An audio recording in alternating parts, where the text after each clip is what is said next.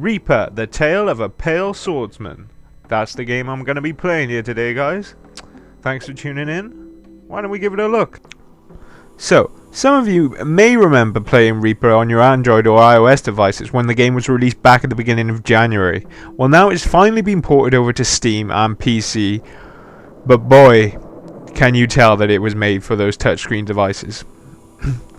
So, developed by Hexage Studios, who've previously released games you may or may not have heard of them, Evac, Robotech. I wasn't personally familiar with their previous work, but having delved into their back catalogue, I can't deny I have been enjoying myself. So why don't we take a look at the menu system and the starting menu here. Well, just a quick glance at the options section doesn't really reveal all that much. You can't really change the resolution size, shadow effects, nothing really like that. It's fairly basic. So the reason I say you can tell this game has been adapted from touchscreen devices is, well, let me just enter the world map here. I'm using the controller to navigate around the world map here, and you see you get this small orb here on screen that you use to highlight the different map items. Well, it can actually be quite frustrating to use this to navigate around the map, and it is much easier to do so with the mouse. But then again, you shouldn't really have to. It should be easy to switch to, you know. This would be the type of game that I'd prefer to play with the controller in hand rather than the keyboard and mouse. So what is actually going on? You play as I suppose a sword for hire, set within a world between two warring factions. You have the Imperial soldiers, who are constantly at battle against the wilderness and the tribes that exist within the world. There's like local tribesmen, and then a variety of insects, giant wasps, slugs, slimes, you name it.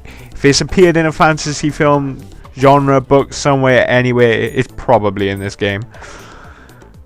And I suppose the object of the game is to travel your way through across the world map, leveling up your abilities and your armor and swords and blades. And you do this by earning coins from completing quests of the different characters who you encounter in the game, be they the blacksmith or local tribesmen. An old wizard, I believe, is the first person I encountered.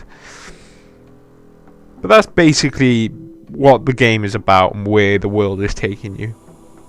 So, with all that boring preamble out of the way, why don't we take a look at if this game is actually any good? Okay, so what we have here is a typical mission that you find in the game.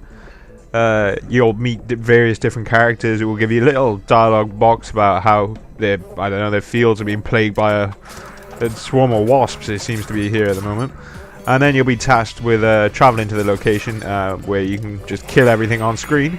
Seems to be the main objective at the moment. Well, the only one I've found thus far. I am fairly early on in the game, like I've said, but that does seem to be the main objective of most areas that you head into, is just kill everything, survive, earn some gold, which you'll take to the blacksmith shop, spend that gold, buy a better sword, and get better at killing things, I suppose. Although at the moment I'm not doing very well at killing these things. I mean, it's quite hard to talk and play this game at the same time. Well, I reckon we should give that another go. So this is the blacksmith, the in-game store. Here you can purchase new weapons, armor, and equipment to boost your damage and durability when you actually head out into the wilderness to take on some bad guys, that is. The interface isn't great, and there's no tutorial at all explaining how to use it. I mean, I'm not gonna lie, I did struggle working out how to buy and sell different weapons, gloves, armor. The game could do a little bit more in further explaining how this works. But at least so far I have managed to purchase a new sword. To summarize, I can't honestly recommend Reaper, Tale of a Pale Swordsman. My second hour of gameplay very similar to the first. Not much changes as you advance throughout the world. I mean, it looks quite pretty, the art style is nice, and there's a certain variety of enemies, but the combat is just dull. It's just hammering the same button over and over again. There's very little depth to it.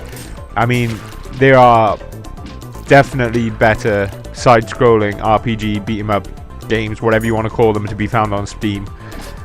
In all honesty, I have to say, steer clear of Reaper Tale of the Pale Swordsman. Well, I hope you've enjoyed this video. Those are my thoughts and opinions on the game. Please share yours in the comments below. Thanks for watching, guys. I've been Ben Monroe over at ExpansiveDLC.com.